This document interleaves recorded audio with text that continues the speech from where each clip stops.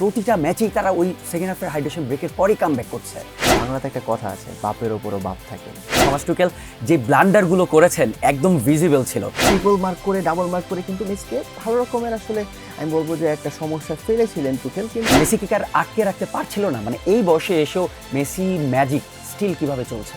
পুরো মেসিকে ফাউল করে আটকাতে হয় এরকম তাগড়া ইংল্যান্ড তাদের যে team. Spain versus Argentina, Yamal versus Messi. 2026 FIFA বিশ্বকাপ উপলক্ষে টাইমস অফ বাংলাদেশের বিশেষ আয়োজনে সবাইকে স্বাগত। আমি মোস্তাফিজুর রহমান প্রান্ত আছি আপনাদের সঙ্গে। আমার সঙ্গে আজ রয়েছেন টাইমস অফ বাংলাদেশের sports reporter Hasan Fahim. Fahim, second হাফের হাইড্রেশন ব্রেকের পর আর্জেন্টিনার আসলে কি হয়? মানে প্রতিটা ম্যাচেই তারা ওই সেকেন্ড হাফের হাইড্রেশন ব্রেকের পরই কামব্যাক করছে। ওই মোমেন্টটাতে স্ক্যালোনি কেমন টোটকা দেন আর্জেন্টিনা প্লেয়ারদের? বাংলাতে একটা কথা আছে, বাপের ওপরও বাপ থাকে।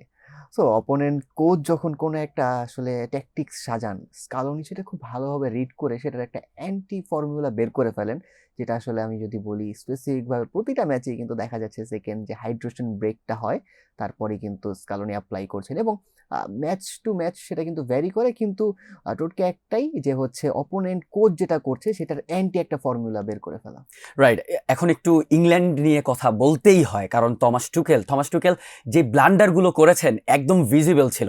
তিনি গোল দেওয়ার পরপরই যে ডিফেন্সিভ মুডে চলে গেলেন, এরপরে আরও অ্যাটাকার সাবস্টিটিউট করে তিনি ডিফেন্ডার নামালেন, এরপর আরও ডিফেন্ডিং মোডে ব্যাক ফাইভে তিনি চলে গেলেন, পুরোপুরি আর্জেন্টিনাকে স্পেস দিয়ে দিলেন চান্স ক্রিয়েট করার জন্য, অ্যাটাক করার জন্য, এবং আর্জেন্টিনা সেটার সকল সুবিধাটা নিয়েছে।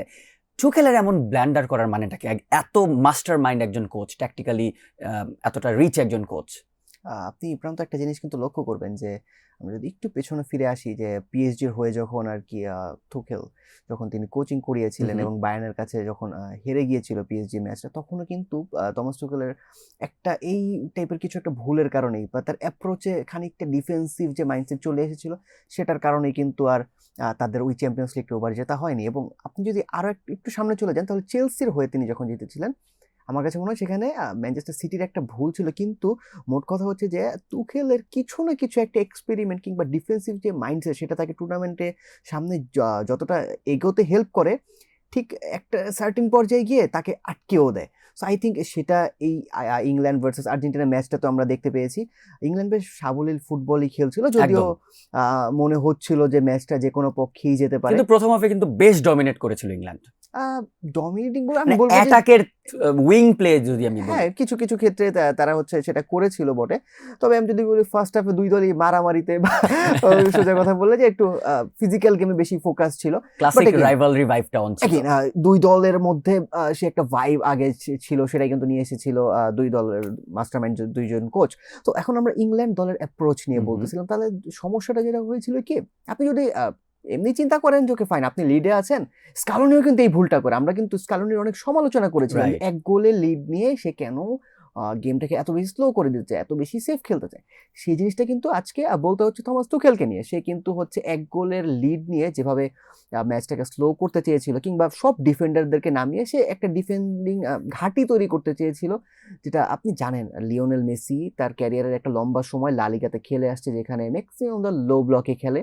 মেসি এগুলো আসলে ইউজ টু এরকম লো ব্লক ভাঙতে। পুরোটা প্রথম হাফ কিন্তু মেসিকে ভালোই মার্ক করে রেখেছিল ইংল্যান্ড, ফিজিক্যালি ট্রিপল মার্ক করে ডাবল মার্ক করে কিন্তু মেসিকে ভালো রকমের আসলে আমি বলবো যে একটা সমস্যা ফেলেছিলেন তুখেল, কিন্তু ইটস মেসি, আপনি মেসিকে কখন 90 মিনিট শেষ হওয়ার আগে ডাউট করতে নেই। রাইট, টুকেলের কথাই বলছিলাম যে তিনি যখন গর্ডনকে উঠিয়ে নিলেন তখন আর অ্যাটাকটা হচ্ছিল না, এই পর্যন্ত ঠিক ছিল তারা ডিফেন্ডিং। তো দেখলেন রাইসকে উঠিয়ে যখন তিনি ডিফেন্ডার নামাচ্ছিলেন, এইটা কি একটু ম্যাসিভ ব্লান্ডার হয়ে গেছিল কিনা? কারণ ওই মুহূর্তে গোল, আর্জেন্টিনার প্রথম গোলটি করে এনজো ফার্নান্দেজ 85 মিনিটে গোলটি করেন, গোল করে 3 মিনিট আগে তিনি এই সাপটি করেন, রাইসকে উঠিয়ে ফেলেন, এরপর তিনি পুরোপুরি ডিফেন্সিভ মোডে চলে যান। তিনি কি আগের দুটি ম্যাচ দেখেননি? কেপ ভার্দের বিপক্ষে আর্জেন্টিনা কোন মোমেন্টে কামব্যাক দিয়েছে, ইজিপ্টের বিপক্ষে কোন মোমেন্টে কামব্যাক দিয়েছে, সুইজারল্যান্ডের বিপক্ষে কোন মোমেন্টে কামব্যাক দিয়েছে, এগুলো দেখার পরও, জানার পরও মেসি কি করতে পারে, তাকে কেন ওইভাবে স্পেস দেয়া হলো, উইংগুলোকে ফাঁকা করে দেয়া হলো যাতে আর্জেন্টিনা বারবার ক্রস খেলতে পারে, মিড রেঞ্জে ফাঁকা রাখা হলো যাতে আর্জেন্টিনা বারবার শুট করতে পারে, এইরকম ম্যাসিভ ব্লান্ডার কি টুখেলের মতো মানুষদের হয়? এটার থেকে আমি একটু দ্বিমত করে বলবো যে এটা আর্জেন্টিনা আসলে করে নিয়েছে। যেমন সেন্ট্রাল স্পেসটা ইংল্যান্ড আসলে ব্লক করতে চেয়েছিল, কারণ মেসিকে সেন্ট্রালি কোনো কোচই আসলে স্পেস দিতে চায় না। একদম মেসি সেখানে অনেক ভয়ানক। সো তারা যেটা প্ল্যান করেছিল, আমি সেন্ট্রালি যদি কম্প্যাক্ট করে রাখি তাহলে আমি ওয়াইড এরিয়াতে ক্রস আসুক। আর্জেন্টিনার অ্যাভারেজ হাইট তো ইংল্যান্ডের থেকে কম, অনেক কম। সো সেই জায়গাতে ইংল্যান্ড এই জায়গাতে কনফিডেন্ট ছিল। ইনফ্যাক্ট বার্নকে যখন নামানো হয় সে তো আরো বেশি লম্বা, বাকি তার ইংল্যান্ডের প্লেয়ারদের থেকেও বেশি লম্বা। সো আই থিঙ্ক টুকেল সে জায়গাতে এই প্ল্যানটাই করতে চেয়েছিল যে আমি সেন্ট্রাল এরিয়াটা ব্লক করে রাখবো, ওয়াইড এরিয়া থেকে তারা যত মন চায় ক্রস করুক। আমি জানি আমাদের প্লেয়ারদের যে হাইটটা রয়েছে সেটা আর্জেন্টিনাকে ব্লক করতে সক্ষম, কিন্তু এত পিন পয়েন্ট একটা আসলে ক্রস মেসি তো সেখানে করেছেন, এবং মানে লাউতারোর জাম্পটা এতটা পারফেক্ট ছিল, একদম 2-2 4 মিলে গিয়েছেন। এনজোর যে গোলটা সেটার কথা যদি আমরা বলি, দেখেন মেসি কিন্তু একবার পুরো ইংল্যান্ড প্লেয়ারদেরকে নিজের দিকে অ্যাটেনশনটা নিজের দিকে একবার নিয়েছেন, একবার বল ছাড়ছেন নিয়েছেন। সো এই যে নেয়া অ্যান্ড বল দেওয়ার মাঝখানে কিন্তু এনজো ফার্নান্দেজ এক স্টেপ করে করে করে করে পিছনে গিয়ে মানে একটা শুটিং পজিশনে চলে গেলেন। এনজো ফার্নান্দেজ কিন্তু এর ঠিক কয়েক মিনিট আগেও কয়েকবার এরকম ট্রাই মেরেছে, মানে তিনি ওয়েট করছিলেন কখন বলটা পাবেন। এক্স্যাক্টলি। সো এটা না মানে ভুলের থেকে বেশি বলবো আর্জেন্টিনা ক্রিয়েট করে নেয়া, মানে তারা জানে যে ইংল্যান্ড এই স্পেসটা আমাকে দিবে না, এটা আমাকে করে নিতে হবে। সো তারা কন্টিনিউয়াসলি ইংল্যান্ডকে খানিকটা কনফিউজ করার চেষ্টা করে করছে। বাট এগেন এই জায়গায় আসলে তো যতটাই বলি না কেন, ডিফেন্সিভলি আপনার এই খোঁজ খবর বা এই জিনিসগুলো মাথায় রাখতে হবে, কারণ আপনি ডিফেন্সিভ খেলা খেলতেছেন। অ্যান্ড আরও একটা ভুল যেটা আপনি একটু আগে বলছিলেন যে রাইসকে কেন তুলে নিল, দেখেন আপনি ডিফেন্সিভলি খেলতে পারবেন খুবই স্বাভাবিক, আপনার সেক্ষেত্রে কাউন্টারে কিন্তু ফোকাস দিতে হবে। এখন কাউন্টারে নিয়ে যাওয়ার জন্য আপনার তো মিডফিল্ডার যে ফরওয়ার্ড এবং ডিফেন্ডারদের মাঝখানে কানেক্ট করবে, ব্রিজ কানেক্টর, রাইসকে তো আপনি তুলে নিলেন, তাহলে ডিফেন্ড থেকে বলটা নিয়ে ফরওয়ার্ডে কে পাস করবে? ওরাইলিকে ওই রোলটা দেয়া হয়েছিল, কিন্তু ওরাইলি ইজ নট রাইস। ওরেলির রোলটা আলাদা। দেখেন ম্যানচেস্টার সিটিতে অনেকে বলতে পারে তার যে স্ট্রাকচারে সে খেলে তাকে আপনি নাম্বার 8 পজিশনে ইজিলি খেলাতে পারবেন, Absolutely. কিন্তু সে তো নাম্বার 8 আসে কি ওয়াইড এরিয়া থেকে ঢুকে তারপর সে আসে, তার তো হচ্ছে সেন্ট্রালি অপারেট করা খুব বেশি একটা যেই সিজনে হয়েছে তা কিন্তু না। একদমই। সো আই থিঙ্ক আপনি তার খেলাতে মনে হইলেও হইতে পারে সে সেটা পারবে, কিন্তু রাইসের ব্যাপারটা তো একদম আপনি এই মোমেন্টে সে অ্যাটলিস্ট রিস্কটা নিতে চাইবেন এবং সেটাই মাসুল দিতে হয়েছে। এবার একজনের কথা না বললেই নয়, মেসি। 85 মিনিট পর্যন্ত সবাই ভেবে নিয়েছিল মেসির শেষ ওয়ার্ল্ড কাপ, শেষ ম্যাচ ওয়ার্ল্ড কাপের। গোল পাচ্ছিলেন না, অ্যাসিস্ট পাচ্ছিলেন না, সেখান থেকে 2টি গোল আর্জেন্টিনা দিয়ে ম্যাচে জিতলো। মেসির 2টি অ্যাসিস্ট, তিনি কিন্তু গোল্ডেন বলের লড়াইয়ে কিন্তু বেশ এগিয়ে গিয়েছেন অলরেডি। মেসিকে একটু স্পেস দিলেই তিনি যেভাবে সুযোগটা লাগান, ইংল্যান্ড কি টোটালি লাস্টের মোমেন্টে মেসিকে আর আটকে রাখতে পারছিল না? মানে এই বয়সে এসেও মেসি ম্যাজিক স্টিল কিভাবে চলছে? সেটা না শুরুর দিক থেকে দেখা যাচ্ছিল, যেভাবে সে হ্যারি কেন আর 2-3 জন প্লেয়ারকে একসাথে তিনি ড্রিবল করে চলে যাচ্ছিলেন, ফাউল করে আটকাতে হয়েছে। এই বুড়ো মেসিকে ফাউল করে আটকাতে হয় এরকম তাগড়া ইংল্যান্ড তাদের যে টিম, তো মেসি কিন্তু ফুল টাচে রয়েছে। ইনফ্যাক্ট মেসি না প্রতিবারই ভুল প্রমাণ করে আসতেছে সবাইকে যে এটাই আমার পিক। পরে সে এমন কিছু একটা করে যে আমরা সবাই ভাবি যে না, পিক বোধ হয় আরও বাকি রয়েছে। আমরা যেখানে ভেবেছিলাম যে মেসির পক্ষে 22-এর থেকে বেটার বিশ্বকাপ আর সম্ভব না, আমরা একটা সময় ভেবেছিলাম যে 14-তে মেসি যে পারফরমেন্স দিয়েছে সেটার থেকেও বেশি হয়তো ইন্ডিভিজুয়ালি মেসির পক্ষে সম্ভব না। একদম। মেসি 22-এ সবাইকে ভুল প্রমাণ করেছেন এবং 26-এ সে সবাইকে আবার ভুল প্রমাণ করছেন সে। সো আমি বলবো যে এটা আসলে এনজয় করার মতো একটা ব্যাপার, এটাকে আপনি না লজিক্যালি এক্সপ্লেইন করতে পারবেন না। লাতিন একজন প্লেয়ার 39 বছর বয়সে এসব কিছু করছে, লজিক্যালি এসব হওয়ার আসলে কথা না। সো লজিক্যালি এক্সপ্লেইন করার মতো না মেসি।